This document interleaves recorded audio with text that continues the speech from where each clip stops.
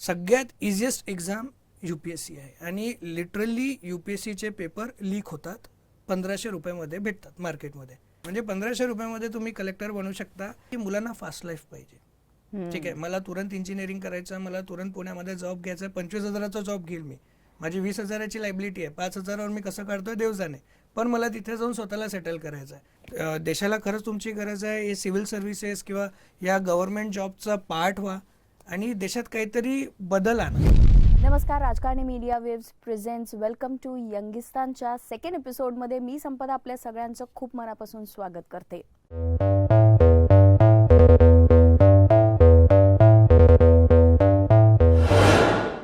पुढे जाण्या अगोदर आपल्या सगळ्यांचे मनापासून आभार की आपण सगळ्यांनी आमच्या या प्रोग्रामला खूप छान सपोर्ट दिला आणि खूप प्रेमही केलं आमच्यावर.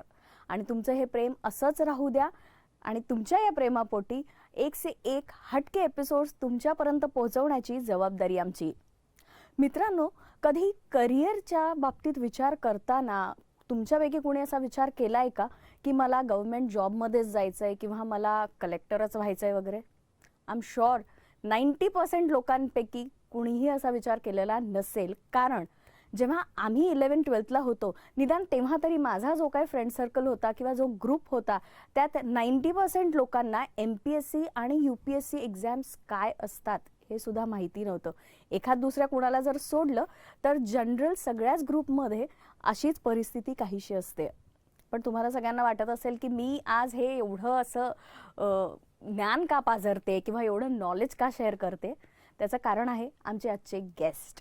I am please to welcome नागपूरच्या सुप्रसिद्ध किंवा ज्याला आपण म्हणून नावाजलेल्या अशा PNS अकॅडमीचे director, young and charming mister Shyam Bokade. Shyam, welcome to यंगिस्तानमध्ये. I am please to welcome you. It's my pleasure to be here.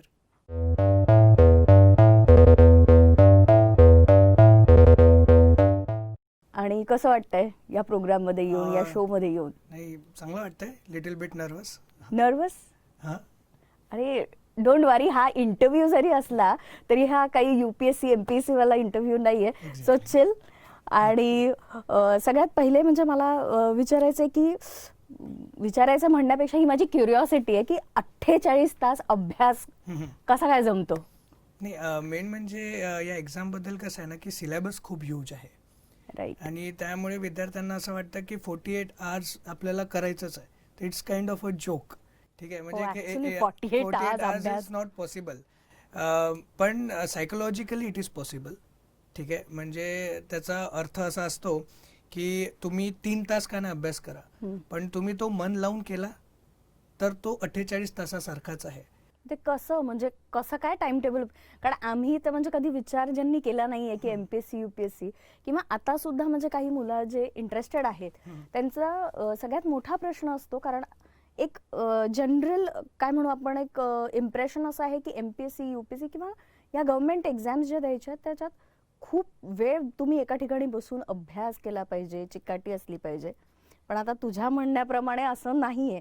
तर टाइम टेबल आपण कसा त्याच्याकरता तयार करायचा? म्हणजे कितीही करा तुम्ही, 3 तास करा, 6 तास करा, डिसिप्लिन्ड असणं खूप गरजेचं आहे. प्रत्येक म्हणजे ती कॉम्पिटेटिव्ह एक्झाम करणं असो किंवा आयुष्यात इतर कोणतीही गोष्ट असो, जर तुम्ही पॅशनेट आणि डिसिप्लिन असले तर तुमच्याकडून कोणतीच गोष्ट होणार नाही. तर त्याच्यात टाइम टेबलमध्ये बनवताना सगळ्यात छान असतं आहे की सगळ्यात पहिले तर तुम्ही तुमची झोप ठरवा.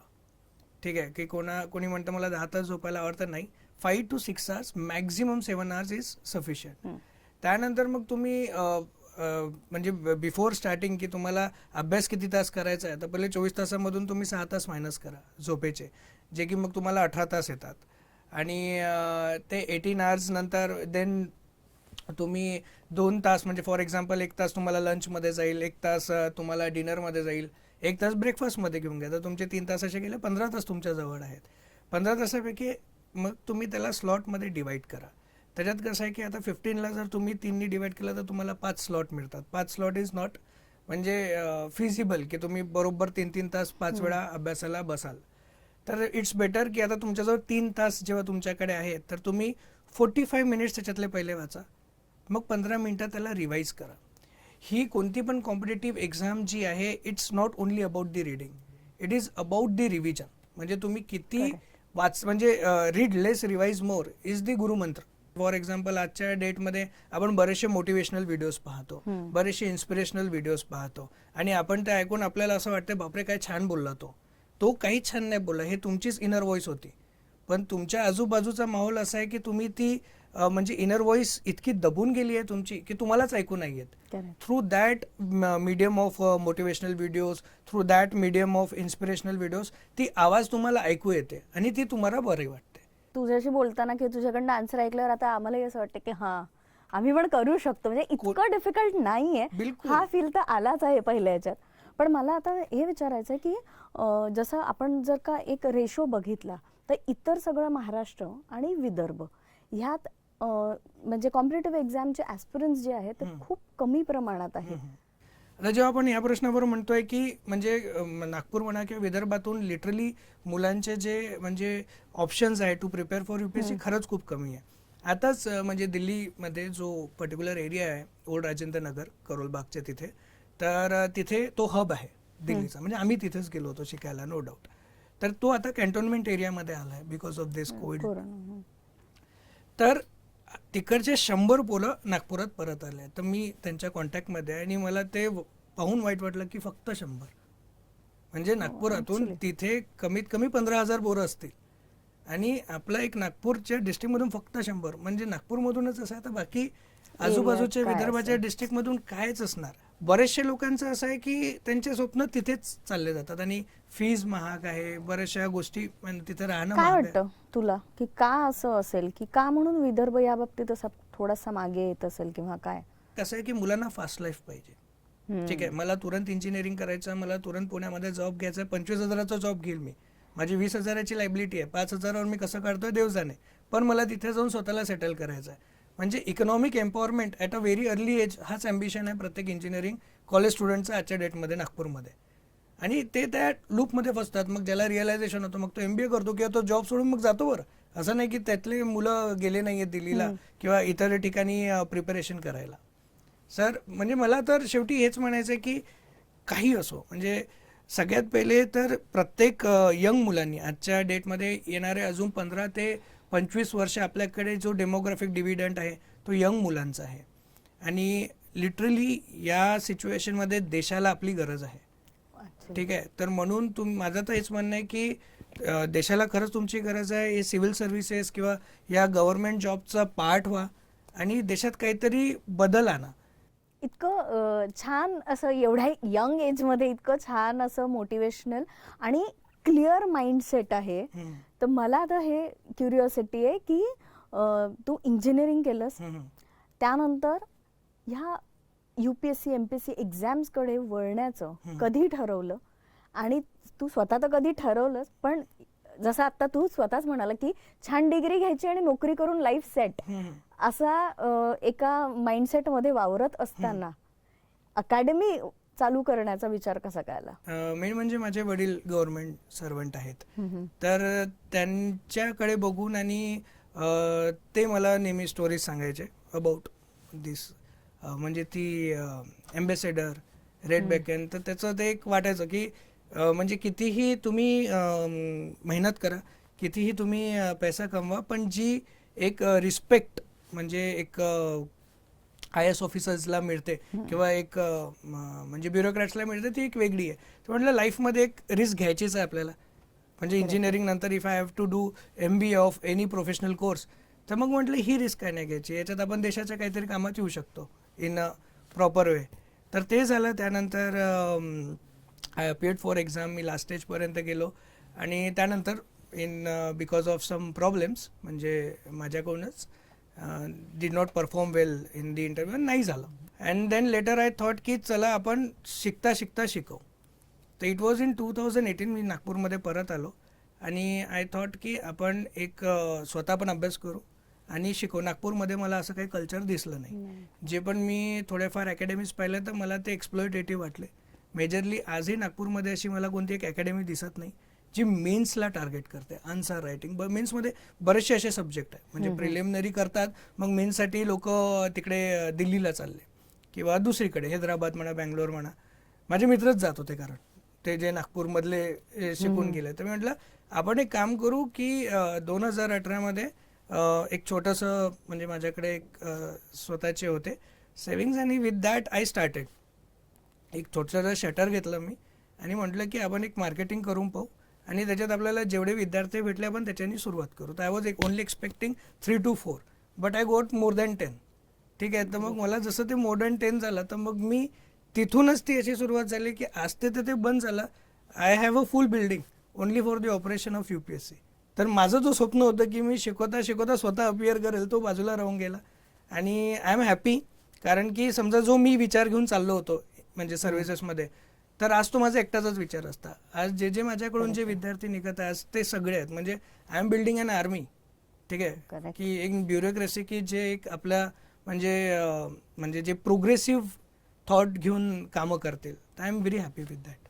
पण आता जसं तू सेल्फ मोटिवेशननी पुढे आलास, एक छान आर्मी तयार करतोय, पण बरीचशी लोक अशी असतात जे हे नाही करू शकत आणि ते कुठेतरी डिप्रेस्ड होतात. हो, खूप डिप्रेशन आल्यासारखं, आणि मग त्यांचं लाईफ कम्प्लिटली चेंजच होतो एक.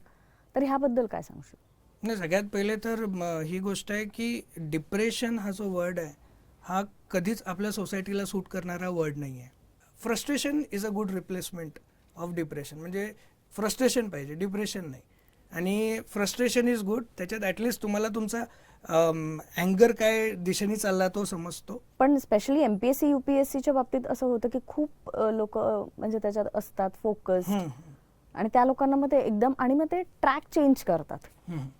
नाही, तर ते ट्रॅक चेंज करतात. त्याच्यात ते काय होतं की मग त्यानंतर ते UPSC नंतर मग ते विचार करतात की UPSC हार्ड आहे तर मी MPSC देतो, मग MPSC हार्ड आहे तर मी बँकिंग देतो, मग बँकिंग हार्ड आहे तर मी तलाठी देतो. त्यातले काही बहुतांश विद्यार्थ्यांचे एक्झाम क्लिअर होतात, पण काही लोकांचे नाही होत. तर काय झालं ना, शेवटी तुम्ही स्वप्न छोटं करत गेले आणि तुम्ही कॉम्प्रोमाइजेस लाईफमध्ये सुरू करून टाकले. यू मस्ट बी नोईंग की आपले जे पूर्व राष्ट्रपती डॉक्टर APJ अब्दुल कलाम यांचं एक स्टेटमेंट होतं की लो एम इज क्राईम. याच्यावर काय मत आहे? नाही, it's definitely a crime, not only a crime, heinous crime I would say. म्हणजे बडी ये है वो, यानी गुन्हा है वो, गुन्हा. ठीक आहे.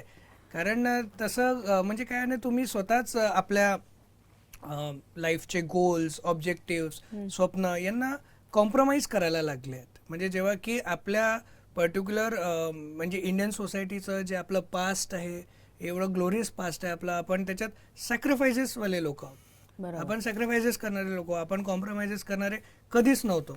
तर म्हणून प्रत्येक व्यक्तीनी, मग तो ॲस्पिरंट असो किंवा तो एक ओल्ड एज पर्सन का ना असो, किंवा तो खूपच यंग पर्सन का ना असो, मुलगा मुलगी एनिवन, तर त्या सगळ्यांनी कॉम्प्रोमाइजेस करणं विसरायला पाहिजे. ठीक आहे. They should stick to their dreams. त्यांनी मोठे स्वप्न बघायला पाहिजे. I not only run the academy, but I am also the co-owner of plan B burger, जे नागपूरमध्ये खूप फेमस आहे. And we are coming up with a plan India concept. म्हणजे it will soon be a big hit like KFC and McD. So just you have to wait. म्हणजे फक्त अभ्यास करायचा आहे किंवा MPSC UPSC सगळ्या कॉम्पिटेटिव्ह एक्झाम्स करताच preparation नाही, तर ॲक्च्युली यंगिस्तान, जसं आमच्या शोचं नाव आहे, तसंच मला वाटतं काहीच पर्सनॅलिटी तुझी पण आहे की MPSC UPSC combined with a burger. म्हणजे what more fun can anybody have. कसं आहे की इतकं छान आपली ही सगळी चर्चा चालली आहे की ते असं म्हणजे ऐकत राहावं, आणि ॲक्च्युली मोटिवेशनल आहे. नुसतं ऐकावं म्हणजे या कानाने ऐकून सोडण्यासारखं नाहीये त्या कानाने, पण तरी बट टाइम मॅटर्स. त्यामुळे कुठेतरी आपल्याला ही चर्चा थांबवावी लागेल. पण मला जाता जाता एक म्हणायचं आहे की तू इतकं छान इझी वे मध्ये सगळं समजवलं ह्या कॉम्पिटेटिव्ह एक्झाम्स बद्दल वगैरे. तर आमचे जे यंगस्टर्स आहेत त्यांना काय मेसेज देशील? सगळ्यात इझिएस्ट एक्झाम UPSC आहे, आणि लिटरली UPSCचे पेपर लीक होतात, 1500 रुपयामध्ये भेटतात मार्केटमध्ये. तर ज्याच्याकडे 1500 रुपये असतील तो कधी पण ते UPSCचे लीक पेपर घेऊ शकतो. It's a shocking thing. जसं मी आता म्हटलं, UPSCचे पण लीक होतात, म्हणजे 1500 रुपयामध्ये. म्हणजे 1500 रुपयामध्ये तुम्ही कलेक्टर बनू शकता. But it is not that की खरं लीक होतात. Yes, UPSC paper leaks through current affair, न्यूजपेपरमधून लीक होतात. तर तुम्ही वर्षभराचे न्यूजपेपरचा एकही प्राईस बघितला तर तो 1500 रुपये होतो. ठीक आहे. तर तो आणि त्याला ती कला आहे की न्यूजपेपरमधून कसं शोधून काढायचं. मी तुम्हाला सांगतो की जो स्वप्न आहे आपलं की आपला देश टॉपमध्ये राहायला पाहिजे, वाय म्हणजे America and China, why not India, तर तो आपोआप तिथे होऊन जाईल. आणि ही प्रोसेस आहे, ही याला टाईम लागेल, 10-15 वर्ष लागू शकतात, ठीक आहे. पण सगळ्यांनी जर मेहनत करून जर एका दृष्टीने काम केलं, आपण 5 वर्षात करू शकतो. नक्कीच. आणि इतकं छान आणि इन्स्पिरेशनल असा सगळा हा टॉक होता. तर हे ऐकल्यावर नक्कीच आपली जी यंग जनरेशन आहे ती इन्स्पायर होईल आणि कुठेतरी ॲटलिस्ट एक थॉट तरी ह्या गोष्टीला देतीलच. जे इतकं छान सांगितलं, आम्हाला खूप आवडलं आणि इतक्या इझी वेमध्ये सांगितलं, तर आमच्याकरता नक्कीच हे एक मेमरी आहे छान. पण तुला इथे येऊन कसं वाटलं? नाही, मला खूप छान वाटलं. आणि लाईक मी तसं म्हणजे खूप कमी सोशल मीडियावर जातो, ठीक आहे. बट राईट नाव म्हणजे मी या 2020 विचार केला होता की okay, I will come up with my thoughts, ठीक आहे, सो दॅट की सगळ्यांना माहिती झालं पाहिजे. ही खूप छान अपॉर्च्युनिटी होती, खूप छान प्लॅटफॉर्म आहे यंगिस्तान. आणि माझा सगळ्यांना हाच मेसेज आहे की या यूट्यूब चॅनलला प्लीज सबस्क्राईब करा आणि लाईक करा, शेअर करा, ओके, नक्कीच. अँड बेल आयकन प्रेस करा, सो दॅट की तुम्हाला नवीन अपडेट्स मिळत राहतील. Good. Thank you so much for coming. Thank you, आणि पुढेही असंच आपण भेटत राहू आणि नक्की. ऑब्व्हियसली की आणखीन छान काही काही तुमचे प्लॅन्स असतील त्याच्याकरता we wish you all the best. Thank you ma'am.